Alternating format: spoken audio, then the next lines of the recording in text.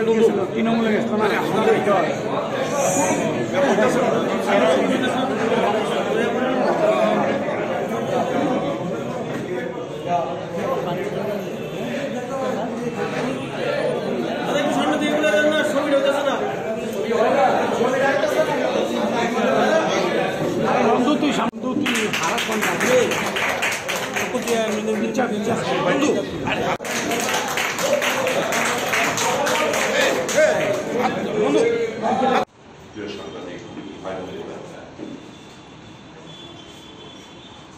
গতকালকে ত্রিপুরার রাজনৈতিক ইতিহাসে শাসক গোষ্ঠী দ্বারা কোনো বড় জমায়েতে সবচেয়ে বড় ফ্লপ যদি কোনো প্রোগ্রাম হয়ে থাকে ত্রিপুরা রাজ্যে, সেটা হচ্ছে গতকালকে হাসপাতালের জমা। সর্বসাধারণ মানে ম্যাক্সিমাম যদি আমরা বলি 8-9 হাজার লোকের বেশি, তাও জোরপূর্বক বলপূর্বক এদেরকে নিয়ে এসছেন। এবং আমরা যা দেখেছি, বাস খালি, তার সিট ক্যাপাসিটি ফুলফিল হয়নি, জিপ কিংবা অন্যান্য গাড়ি যে ব্যবহৃত হয়েছে সেগুলো হাফ সিট ক্যাপাসিটিও ফুলফিল তারা করতে পারে, যার প্রেক্ষিতে কালকের সমাবেশ একটা সুপার ডুপার ফ্লপ।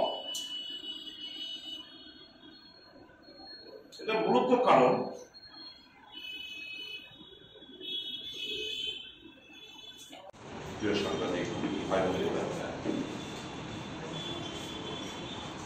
গতকালকে ত্রিপুরার রাজনৈতিক ইতিহাসে শাসক গোষ্ঠী দ্বারা কোনো বড় জমায়েতে সবচেয়ে বড় ফ্লপ যদি কোনো প্রোগ্রাম হয়ে থাকে ত্রিপুরা রাজ্যে, সেটা হচ্ছে গতকালকে হাসপাতালের জমা। সর্বসাধারণ মানে ম্যাক্সিমাম যদি আমরা বলি 8-9 হাজার লোকের বেশি, তাও জোরপূর্বক বলপূর্বক এদেরকে নিয়ে এসছেন। এবং আমরা যা দেখেছি, বাস খালি, তার সিট ক্যাপাসিটি ফুলফিল হয়নি, জিপ কিংবা অন্যান্য গাড়ি যে ব্যবহৃত হয়েছে সেগুলো হাফ সিট ক্যাপাসিটিও ফুলফিল তারা করতে পারে, যার প্রেক্ষিতে কালকের সমাবেশ একটা সুপার ডুপার ফ্লপ। এটা মূলত কারণ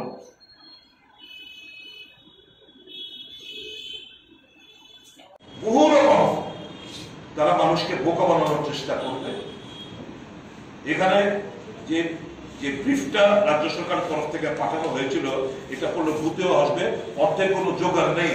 রাজ্যের যে ইকোনমিক কন্ডিশন, যে ফিনান্সিয়াল কন্ডিশন, এগুলো পারমিট করে না। কাজেই উনি বাকিগুলো আর করেননি, এক দুটো কথা বলে সেরে গেছে, বাকিগুলো চেপে গেছে। তো the state economy does not permit the state government to carry on with all these programs যেটা ওনাকে পড়ানোর চেষ্টা হয়েছিল। কারণ ত্রিপুরা আলাদাভাবে সব রাজ্য থেকে তারা দাবি উঠবে, Tripura cannot be favored economically as a special state। সব রাজ্য থেকে তো দাবি উঠবে। কাজে এই জিনিসগুলো এখন বোকা বানানোর জন্য নির্বাচন তাদের মূল উদ্দেশ্য হচ্ছে টু কাম টু পাওয়ার। আবার মানুষকে ছলনা করে বোকা বানিয়ে ত্রিপুরা রাজ্যের মানুষ বুঝে গেছে, এখন তাদের কথায় তারা কর্ণপাত করবে না। তো এটাই হচ্ছিল আমাদের দলের তরফ থেকে গতকালের সভা এবং নেতাদের ওনাদের মূল আকর্ষণ যে ব্যক্তি অমিত শাহ, ওনার বক্তব্যগুলো ব্যাপারে আমাদের বক্তব্য। আজকে আরো একটা ব্যাপার নিয়ে আপনাদেরকে আমরা এখানে বলতে চাই। যে কালকে ঘটনার এই বক্তব্য রাখার পর কিছু আমাদের কালকে সন্ধ্যাবেলা আমাদের পার্টি অফিসে এসে বেশ কিছু নেতৃত্ব তারা করাতে শুরু করলো যে না, আমরা বসে থাকতে চাই না, এই জুমলাবাজদের বিরুদ্ধে আমাদের সকলে ঐক্যবদ্ধভাবে আমাদের গর্জে উঠতে হবে। এখানে ভারী মাত্রায় একটা নেতৃত্ব যাদের কাঁধে ভর করে গত বিধানসভা নির্বাচনে বিজেপি ক্ষমতার মস্তদে বসেছিল, তাদের এই আগরতলা শহরের কিছু নামি দামি কিছু নেতৃত্ব আজকে আমাদের কংগ্রেস, ভারতীয় জাতীয় কংগ্রেস দলে যোগদান। আপনাদের নিশ্চয় মনে রয়েছে বরজলা বিধানসভা উপনির্বাচন দিয়েই তারা ওখানে জিততে এসেছিল, ওখান দিয়ে তাদের শুরুয়াত হয়।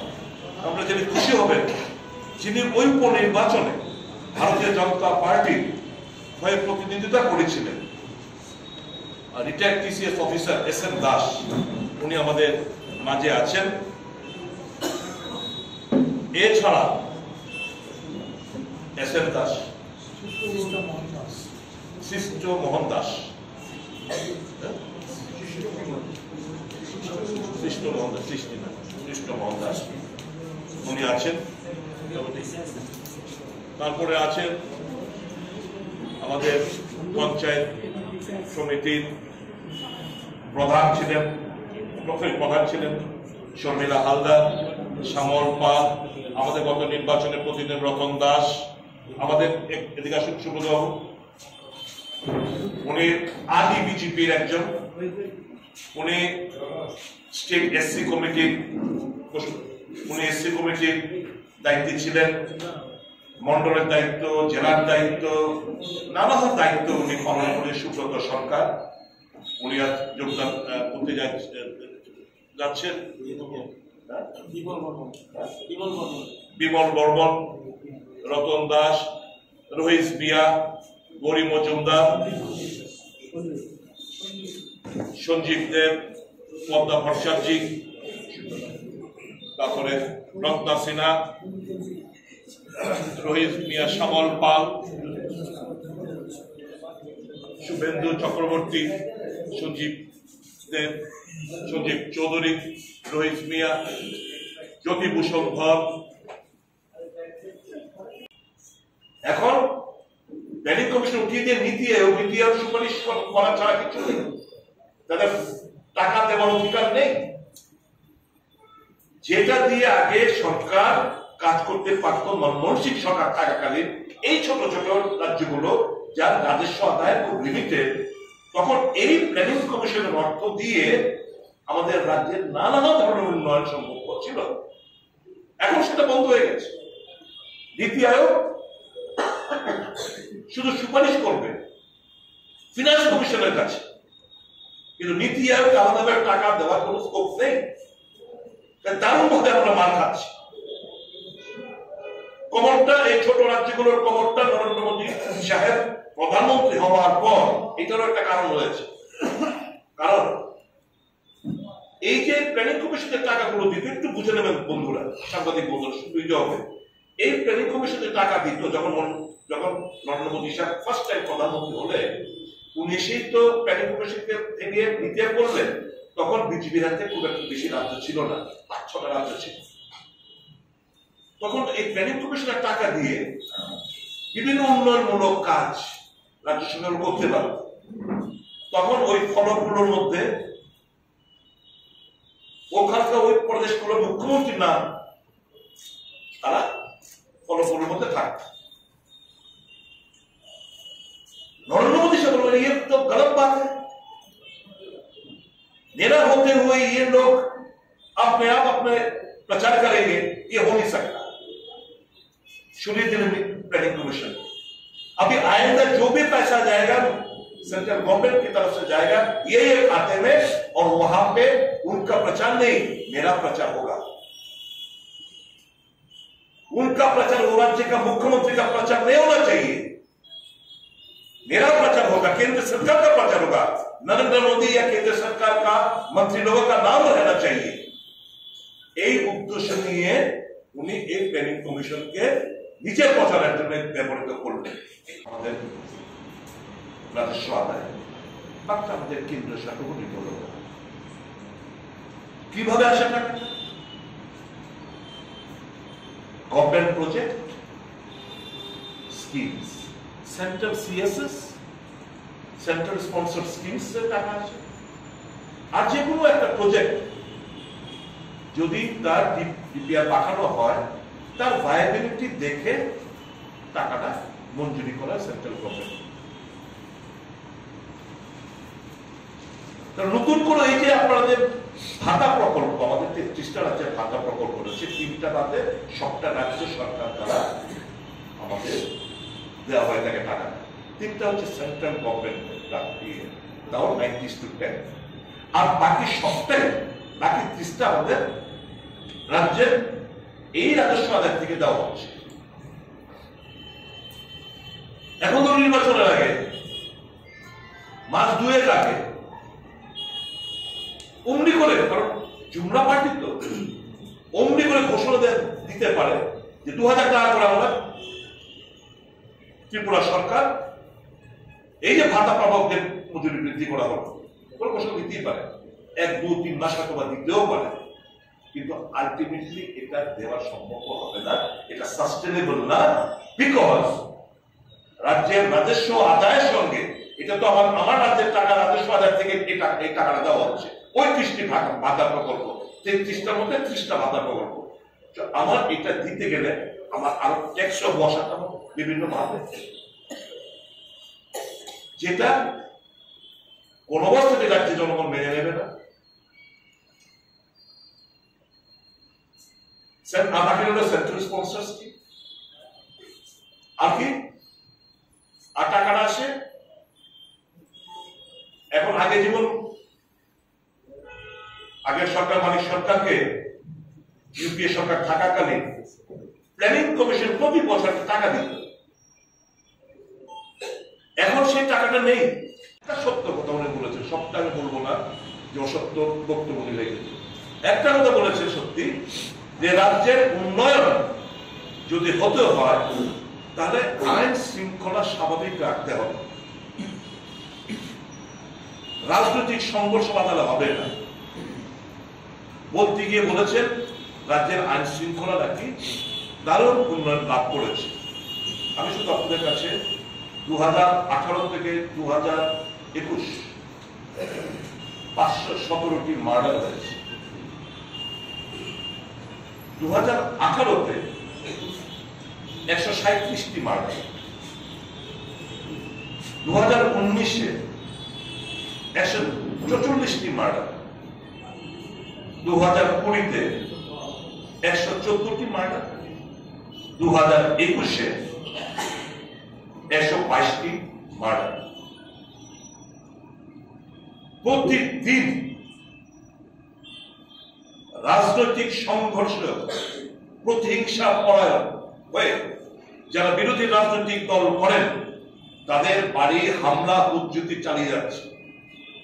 তারপরে বলছেন যে রাজনৈতিক কোনো সংঘর্ষ নেই, কাজে উন্নয়ন সুন্দরভাবে হয়ে যাচ্ছে, মানুষের সম্পত্তি নষ্ট হচ্ছে, এটা ইকোনমির উপর দারুণভাবে প্রভাব পড়ে। প্রতিদিন কোথাও না কোথাও হামলা উজ্জুতি ঘটনা ঘটছে, বাড়ি ভাঙছে, গাড়ি ভাঙছে, দোকান ভাঙছে, লুটপাট চালাচ্ছে, জোর করে বলপূর্বক টাকা আদায় করছে। এই জিনিসগুলো খতম হয়ে যাচ্ছে, অথচ উনি বলে বেড়াচ্ছেন যে রাজ্যের আইন শৃঙ্খলা নাকি খুব স্বাভাবিক ওনারা রেখেছে। এই পরিস্থিতির প্রেক্ষিতে রাজ্যবাসী ভারতীয় জনতা পার্টি তাদের আসল নগ্ন চেহারাটা উপলব্ধি করেছে এবং সমস্ত অংশের মানুষ গতকালকে সমাবেশকে প্রত্যাখ্যান করেছেন। কারণ এখন নির্বাচন এসছে, এখন অনেক ধরনের প্রতিশ্রুতি দেবে যার মধ্যে কোনো ফিনান্সিয়াল কোনো এক্সপোজার থাকবে না। কারণ আমাদের, আমি একটা শুধু উদাহরণ দিয়ে বলছি বোঝার জন্য, যেগুলো মন্ত্রিসভার অধিকাংশ মুখিয়ার থেকে আরম্ভ করে এই সিএমডি থেকে আরম্ভ করে কেউ উপলব্ধি করার নেই। উপলব্ধি হতে হবে আমাদের টাকাটা কোত্থেকে। আমাদের হচ্ছে রাজ্যের রাজস্ব আদায় একটা সার্টেন পার্সেন্ট, এখন বোধহয় একটু বেড়ে 19-20% কতটা হয়েছে।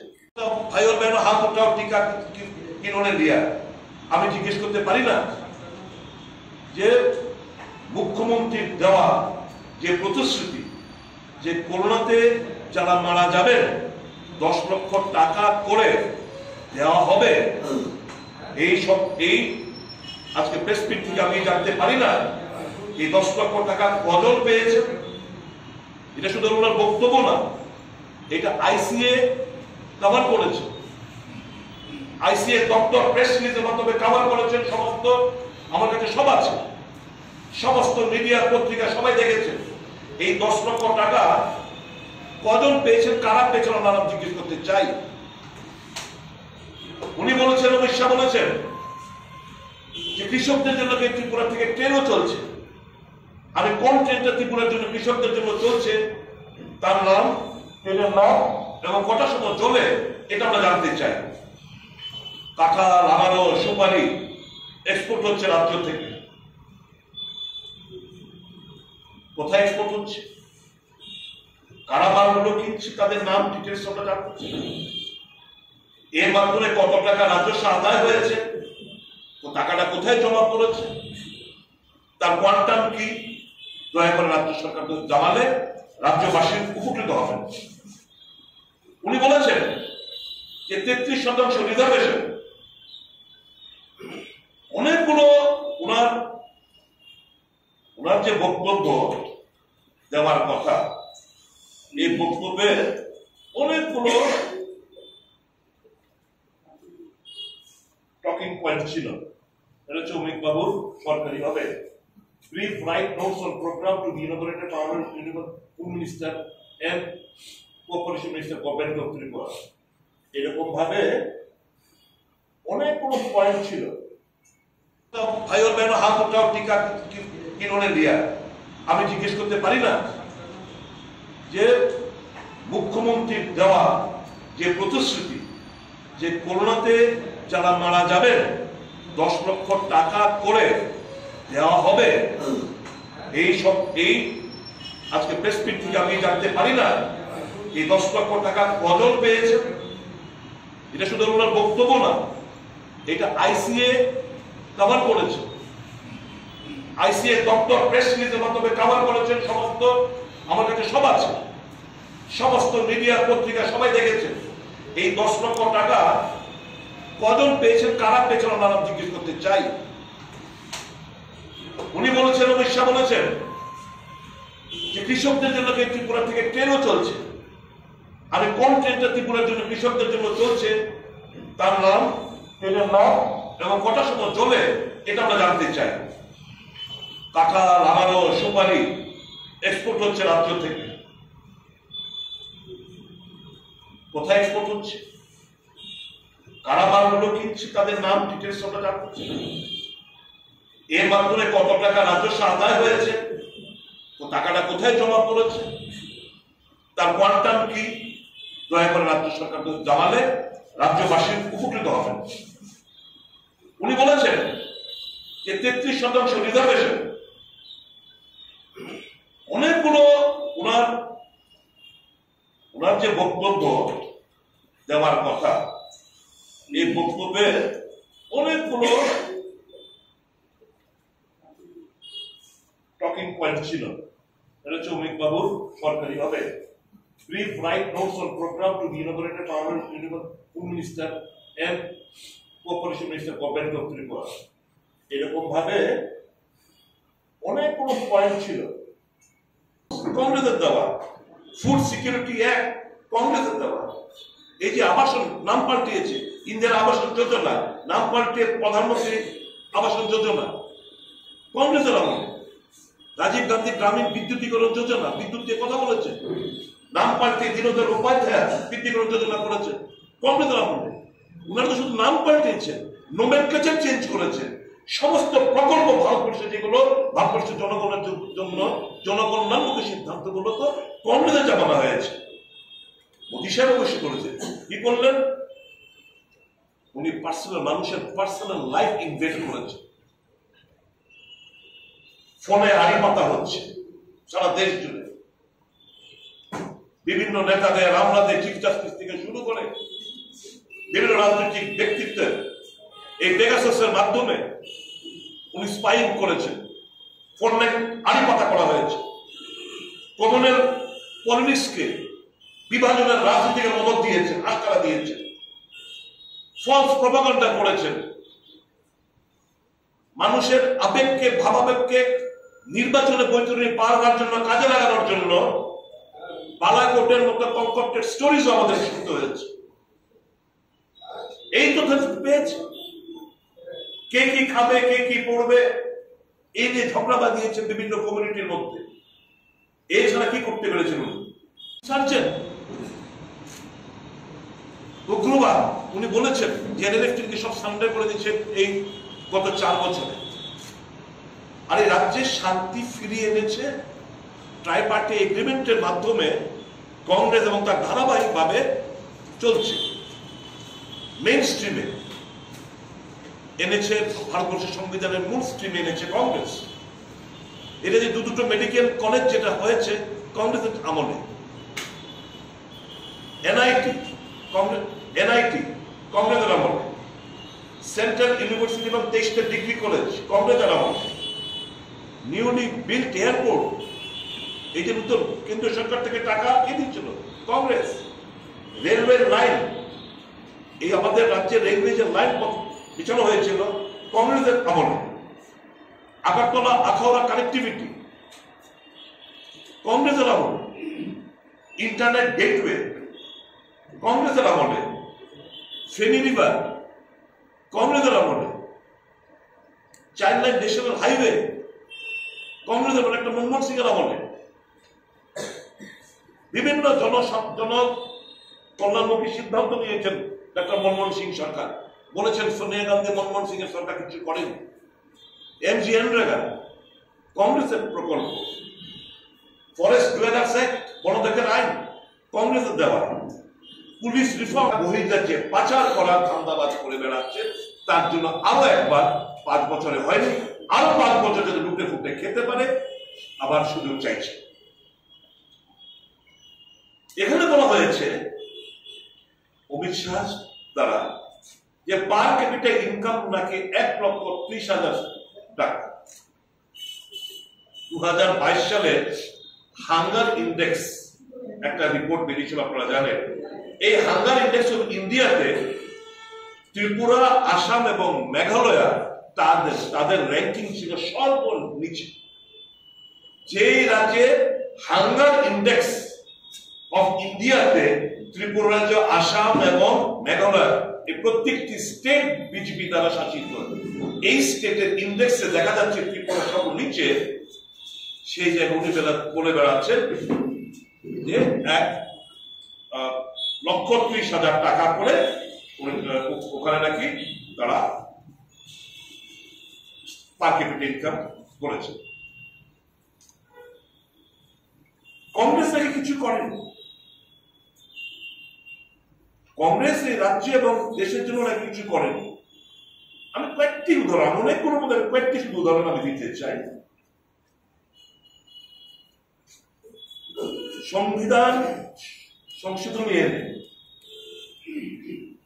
6 শিডিউল এর মাধ্যমে জনজাতিদের এডিসি উপহার দেওয়া, এটা কংগ্রেস সরকারই করেছিল ইন্দিরা গান্ধীর জামানায়। এখনো 28% ডিএ পাও না। তো উইথাউট ডিএ তুমি যে পে স্ট্রাকচার দিলে, এর তো কোনো বেনিফিট সরকারি কর্মচারী পেনশনরা পাচ্ছে না। এখন উনি বলছেন এসে हमको एक और मौका दीजिए 2023 में हम त्रिपुरा को 1 नंबर स्टेट भारतवर्ष में बनाएंगे।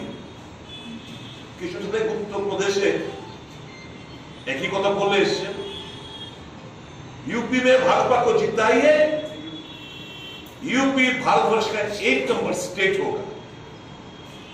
এদিকে পশ্চিমবাংলা বেশি দিন আগের কথা আপনারা সবাই শুনেছেন। পশ্চিমবাংলার প্রচার এসে উনি বলছেন যে हमको एक मौका दीजिए, सोनार बांग्ला सिर्फ नहीं, भारतवर्ष में हम पश्चिम बंगाल को 1 नंबर स्टेट बनाएंगे। तो কটা স্টেটকে উনি 1 নম্বর স্টেট বানাতে চান? উনার কথা এখন মানুষের বিশ্বাস করে। ভারতীয় জনতা পার্টির কোন নেতার কথা মানুষের বিশ্বাস করতে চান না, কারণ বুঝে গেছে যে এই পার্টি এটা একটা পার্টি না, এটা একটা হচ্ছে জুমলা একটা কোম্পানি। যে কোম্পানি ত্রিপুরা রাজ্যের দায়িত্ব আছেন এই জুমলা কোম্পানির সিএমডি হচ্ছে বিপ্লব দেব, এবং এরা শুধু বিজনেস এবং স্টেটের পাবলিকের মানি, গভর্নমেন্টের এক্সচেকার লুটে ফুটে খেয়ে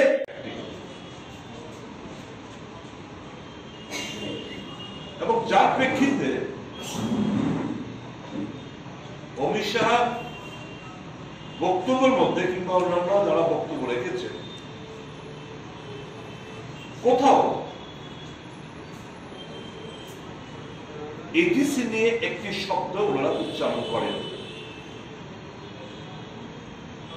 তার মোর এম্পাওয়ারমেন্ট, যে ডাইরেক্ট ফান্ডিং, মোর এম্পাওয়ারমেন্ট, 6 শিডিউল অ্যামেন্ডমেন্ট, ককবরক ভাষা তার লিপি, 8ম শিডিউলে অন্তর্ভুক্তি সম্পর্কে একটি শব্দ ওনারা উচ্চারণ করেন। এবার আমি দেখলাম যে 4 বছর পূর্তি উপলক্ষে সমাবেশ। 4 বছর তো মন্ত্রিসভায় এই জোট সরকার, আইপিএফটি কি তাহলে এই মন্ত্রিসভার কিংবা এই জোটের কোন পার্টনার নয় কি?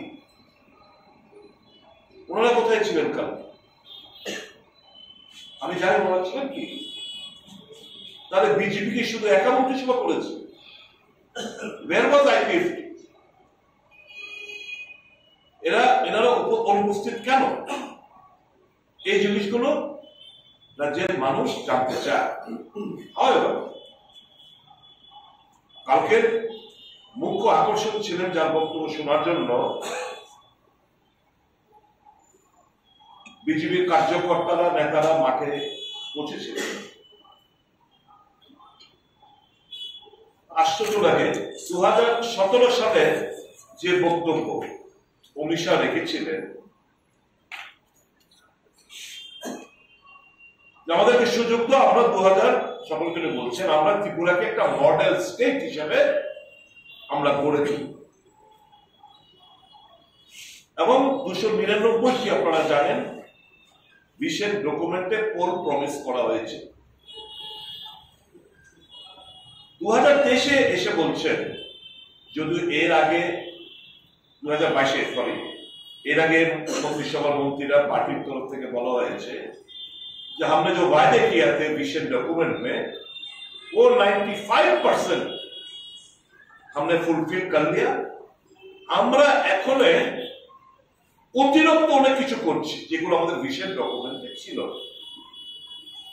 আমি দায়িত্ব নিয়ে কংগ্রেসের তরফ থেকে দায়িত্ব নিয়ে বলতে চাই, একটা এই 299 মধ্যে একটা পূর্ণরূপে তারা এখানে ফুলফিল করেছে পোল প্রমিসেস, একটা উদাহরণ দিই না। এবং এটাও হতো না যদি এর আগের দিন এক্সিট পোল নামে যে একটা প্রহসন ভারতবর্ষের বুকে বড় বড় চ্যানেলগুলো যা এখানে পরিবেশিত করেছে, এই 8-9 হাজার সংখ্যাটা হতো না যদি এর আগের দিন এই জিনিসগুলো না দেখানো হতো। এর থেকে পরিষ্কার প্রমাণ ত্রিপুরা রাজ্যের মানুষ বিজেপি নামক অশুভ শক্তির হাত থেকে মুক্তি পেতে চাইছে।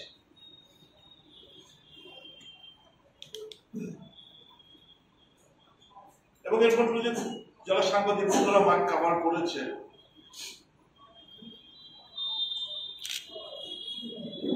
(31% জনজাতিরা, রাজ্যের 14% সংখ্যালঘু, 45% কোন ধরনের প্রতিনিধিত্ব এই সমাবেশে অংশগ্রহণ করেন। এই জুমলা সম্রাটের ডেপুটি ডাইরেক্টর বিপ্লব ক্ষমতার থেকে ধন্যবাদ। হতাশ বেকারদের হাহাকার, 10,323, 110 জন মারা গেছে, তার মধ্যে 5-6 জন সুইসাইড করেছে। এই 7th পে কমিশন সম্পর্কে কাউকে কিছু বলেনি। ও এই জুমলা সেকেন্ড ইন কমান্ড আজ থেকে 4 বছর আগে বলেছিল 3 তারিখ ফল ঘোষণা হবে, 4 তারিখ মন্ত্রিসভা শপথ নেবে, তারপরে 7th পে কমিশন। জুমলা সম্রাটের এডুকেশন কোয়ালিফিকেশন সম্পর্কে একটা প্রশ্ন ভারতবর্ষে আছে, ওনার সম্পর্কে প্রশ্ন, কিন্তু আমি বলব what is the central 7th pay commission. আমরা বলবো এটা করেনি। ফিটমেন্ট ফ্যাক্টরে অনলি 0.32 দিয়েছিল। আমি আর বেশি কিছু বাড়াতে চাই না। আমি বলবো যে কালকে এই জুমলা সেকেন্ড ইন কমান্ড ত্রিপুরাতে এসে যা বলেছে এটাও জুমলা, এবং ওরা নির্বাচনের আগে অনেক কিছু করবে, ওইগুলিও জুমলা, এবং জুমলাবাদদের থেকে ত্রিপুরা ভাষী অনেক দূরে সরে গেছে। উনি এখানে একটা ইউনিভার্সিটির ভিত্তিপ্রস্তর স্থাপন করেছে। কি এটা হলো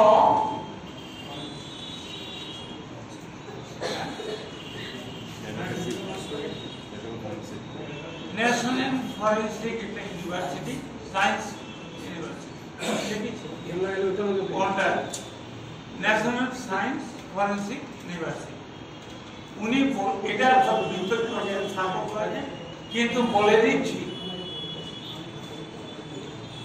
এটা উদ্বোধন হবে by Congress, not by BJP. আমরা বলে দিচ্ছি ওরা 2023-এর বিজেপি মুছে যাবে ত্রিপুরা রাজ্য থেকে।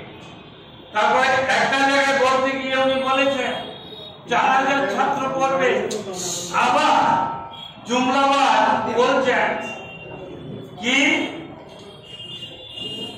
ইস্ট সাউথ ইস্ট এশিয়ার ছাত্ররা পড়বে, এবং কে পড়বে এখানে আমরা স্পেসিফিক বলে। আমরা বলবো যে ওরা নির্বাচনের পূর্বে বেকারদের কথা বলেছিল, আজকে বেকার জুমলা সম্রাট মোদী কালকে এখানে বলে গেছেন যে কি ত্রিপুরাতে মিশন ডকুমেন্টের 299টি সব পালন করা হয়েছে।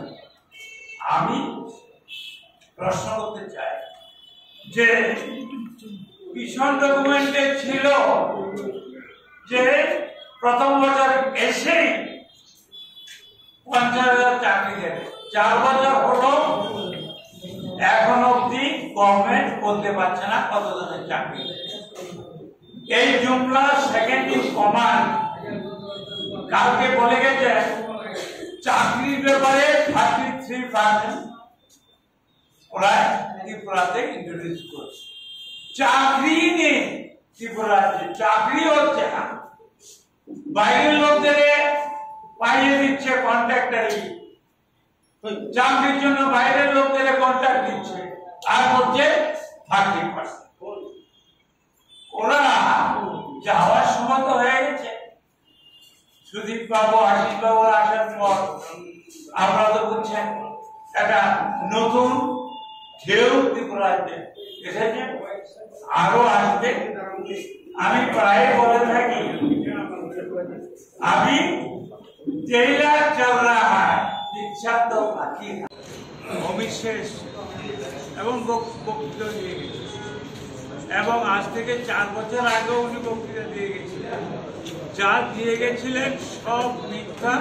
এবং উনি এই প্রথম বক্তৃতাকে বলেছিল 3.5 বছর আগে যে নির্বাচনের পূর্বে বলা হয়, সাংবাদিকরা জিজ্ঞেস করেছিল যে আপনারা বলেন কিন্তু আপনারা প্রতিশ্রুতি পালন করেন না। এই সেই ব্যক্তি যিনি স্বরাষ্ট্রমন্ত্রী ছিলেন গুজরাটের এবং মোদীজি মুখ্যমন্ত্রী ছিলেন 2002 সালে। দাঙ্গা, হাজারের উপর লোক দাঙ্গায় নিহত হয়েছে। এই সেই অমিত শাহ 4 বছর আগে যা বলেছিলেন ভুলে গেছেন। উনি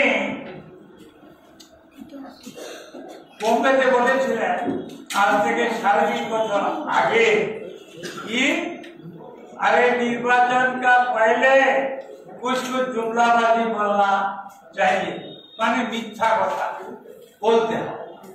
সেই जुमला सेकेंड इन कमांड প্রথমটা তো এর আগে আমার জগতের কথা পরিষ্কার করেছি যে আসলে আমি একটা ক্যালকুলেশন করে আপনাকে এখনই বলতে পারছি। আমি জানি না যে এই বক্তব্যগুলি এটা কতটুকু এই রাজ্যের কৃষক সমাজ গ্রহণ করবে, কারণ আমার যতটা খবর আছে এমএসপিকে অনেকেই ধান দিয়েছে, এখন অব্দি তারা অর্থ নাই। আজকে প্রায় 2-2.5 মাসের মতো তাদের টাকা আটকে আছে।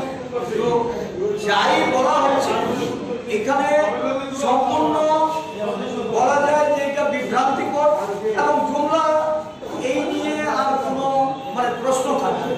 তো যাই হোক, উনি যেটা বলেছেন এটা আরো চুলচেরা বিশ্লেষণ আমরা করব পরবর্তী সময়ে আপনাদের মাধ্যমে রাজ্যের জনগণের কাছে তুলে ধরব। বেল রিজেক্ট হয়েছে। আমি এই কথাটাই বলছিলাম, যেটা আন্তর্জাতিক নারী দিবসে 2 জন মহিলাকে বিনা অপরাধে গ্রেপ্তার করে শুধুমাত্র শাসক দলের মুখিয়াকে খুশি করার জন্য আরক্ষা প্রশাসন এই কাজে লিপ্ত হয়েছে এবং তাদের বিরুদ্ধে কোনো এফআইআর তাদের নাম নেই, কোনো স্পেসিফিক কেস এটা সাজানো যাচ্ছে না, তারপরেও তাদের বেল রিজেক্ট হচ্ছে। একজন সিবিএসই পরীক্ষার ছাত্র, তার বাবা আহত হয়েছে শুনে সে তার বাবাকে রেস্কিউ করার জন্য বাড়ি থেকে চলে এসেছে, তাকেও আজকে জেলে গিয়ে সেখানে জেল খাটতে হচ্ছে। এটা একটা অদ্ভুত।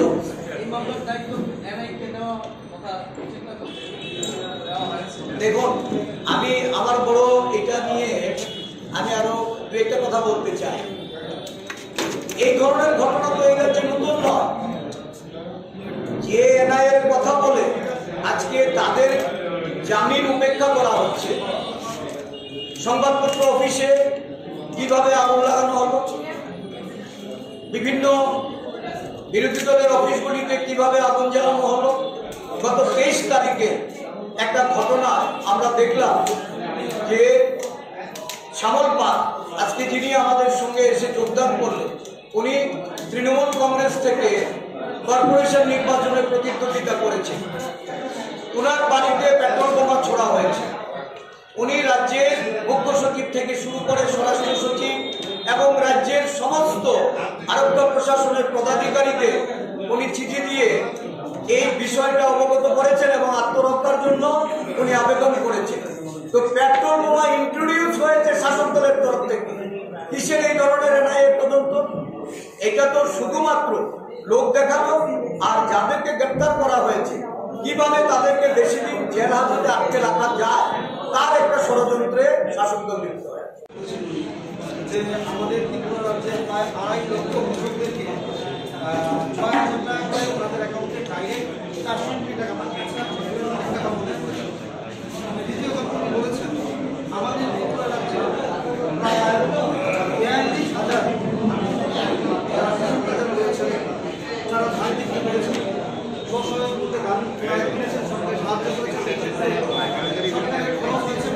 তিনি শুনতে চান।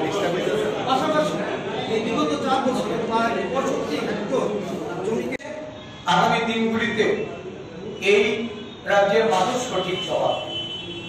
আমি যারা সাংবাদিক বন্ধুরা আজকে এই সাংবাদিক সম্মেলন যারা কভার করার জন্য এসেছে তাদেরকে প্রদেশ কংগ্রেসের পক্ষ থেকে ধন্যবাদ।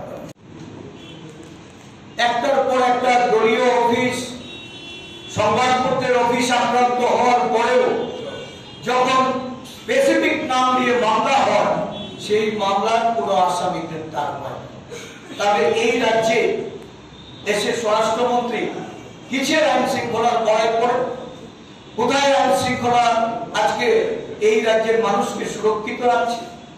তাই আমরা মনে করি যে এই রাজ্যের মানুষকে তাদেরকে নতুন ভাবে সিদ্ধান্ত নিতে হবে, যে সিদ্ধান্ত নিয়ে তারা প্রস্তুতি নিয়েছেন, যার ফলশ্রুতিতে একটা ফাঁকা মাঠে জনসভা সম্পন্ন করতে হয়েছে। বিভিন্ন গণমাধ্যমগুলিতে আমরা দেখেছি মাঠ শূন্য, অথচ মঞ্চ থেকে স্বরাষ্ট্রমন্ত্রী বলে চলেছেন যে একটা পিঁপড়ে ঢোকার নাকি জায়গা নেই। এটা হাস্য। যাকে গ্রেপ্তার করে জেলে সুপার্দ করার কথা, রাজ্যের আরোগ্য প্রশাসন লক্ষ্য করল যে একজন দেশের স্বরাষ্ট্রমন্ত্রী জনসভার সঞ্চালিকার ভূমিকা উনি পালন করে যাচ্ছেন।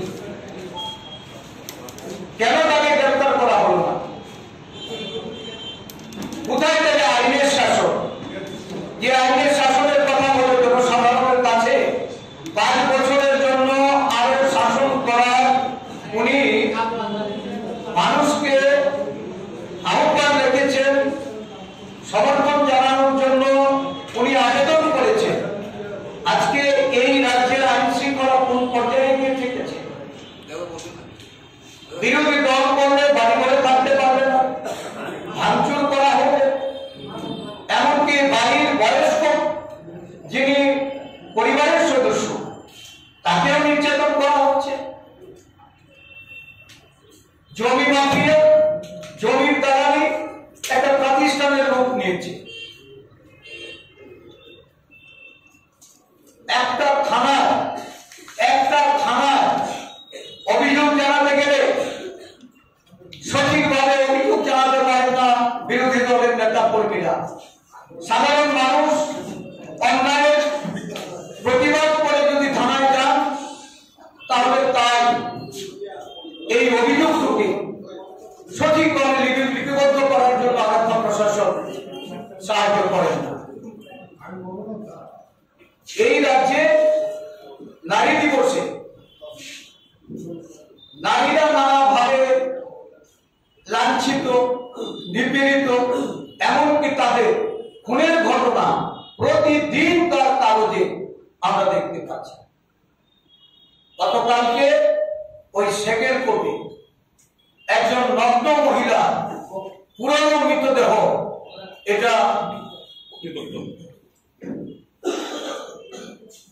এটা এই ডেড বডি পাওয়া গেছে। এই আনআইডেন্টিফাইড ডেড বডি, যেটা সন্দেহ করা হচ্ছে যে তাকে পরিকল্পিতভাবে খুন করা হয়েছে। হয়তো 25 থেকে 30 বছরের বয়সের মধ্যে এই মহিলা ধর্ষিতা হয়ে থাকতে পারে। একটার পর একটা প্রতিদিন এই ধরনের ঘটনা ঘটে চললেও আরক্ষা প্রশাসন থেকে তার কোনো কিরানা হয় না। আমরা শহরতলির তৃণমূল স্তরে যারা একটা দীর্ঘ সময় ধরে ভারতীয় জনতা পার্টি সহ অন্যান্য দলে কাজ করছে, তারা অনেকেই এসে যোগদান করেছে। ত্রিপুরা প্রদেশ কংগ্রেসের পক্ষ থেকে তাদেরকে স্বাগত জানাচ্ছি। ঐক্যবদ্ধ শক্তিশালী জাতীয় কংগ্রেসকে আরো অনেক দূর এগিয়ে নিয়ে যাওয়ার সংকল্প নিয়ে যারা এই সময়ে কংগ্রেসের পতাকা তুলে সামিল হয়েছে, তাদেরকে আমরা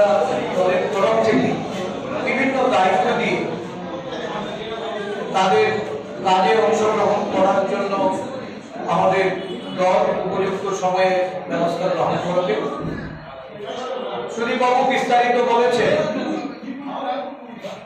আমি একটা বিষয়ের উপরে শুধু আপনাদের দৃষ্টি আকর্ষণ করব, কারণ এটা রাজ্যের মানুষেরও এটা তাদের জানার খুব আগ্রহ।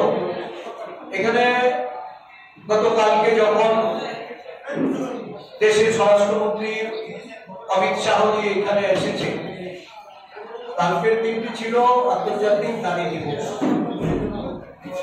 আইন শৃঙ্খলা নিয়ে উনি এই সরকারকে সার্টিফিকেট দিয়েছে। শুধু তাই নয়, এই আন্তর্জাতিক নারী দিবসে মহিলা সংরক্ষণ নিয়েও উনি এই রাজ্যের মানুষকে আশ্বাস করেছেন। কিন্তু একটা জিনিস যেটা আমরা লক্ষ্য করছি, বিনা বিচারে কোন ধরনের এফআইআর ছাড়া বিরোধী দলের মহিলা কর্মীদের তাদেরকে জেলে পাঠানো হচ্ছে। আবার কোর্টে গিয়েও অলিন্দ থেকে যখন অন্যায়ভাবে হস্তক্ষেপ করা হয়, তাদের এগেইনস্টে কোন স্পেসিফিক মামলায় কোন ধরনের নির্দিষ্ট সেকশন প্রয়োগ না করেও তাদেরকে জামিন দেওয়া হচ্ছে না, তাদেরকে জেলে প্রেরণ করা হচ্ছে। আবার অপরদিকে আরেকটা জিনিস, এটা সবাই আপনারা নজর রেখেছেন, কালকের এই আস্তাবল ময়দানের যে জনসভার সঞ্চালিকা ছিলেন, এই সঞ্চালিকা মহোদয়া বিগত কিছুদিন আগেও দুটি সংবাদপত্র অফিসে হামলা,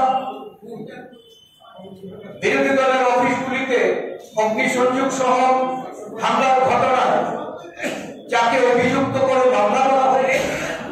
গত কয়েকদিন আগে কংগ্রেস ভবনে আক্রমণের জন্য যার বিরুদ্ধে মামলা দেওয়া হয়েছে, দেশের স্বরাষ্ট্রমন্ত্রীর মঞ্চ আরোপ করে ওই মহিলা কিভাবে সঞ্চালিকার ভূমিকা পালন করে এই রাজ্যের মানুষ হতবাক। Subscribe to Tripura Info and press the bell icon so that you never miss any latest updates and news on Tripura.